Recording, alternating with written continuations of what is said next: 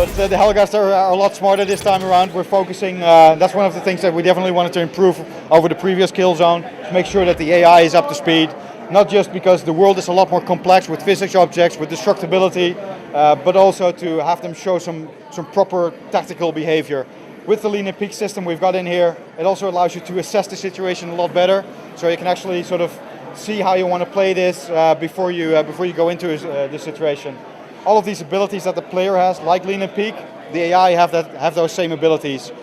They can even blind fire over certain areas. They can throw grenades if you're hiding out for too long. So they're really trying to make this as challenging as possible for the player.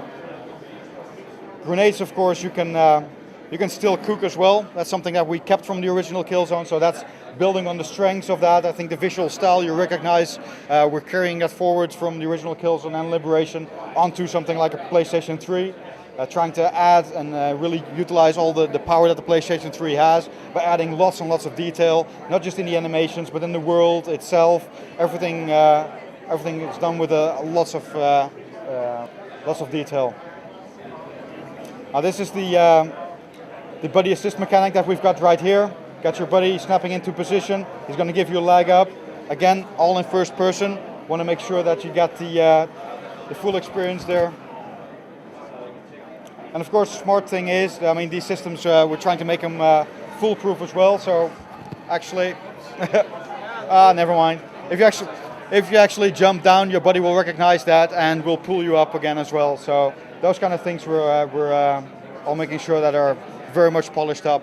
Of course, we know that this game's coming out in February of 2009, which means that, well, looking at the game right now, got a lot more work to do. We're polishing up all these different kinds of things. Want to make sure that we get absolutely every detail right. It's that important for us to live up to the expectations that people have. So we want to make sure that everything is working the way it should.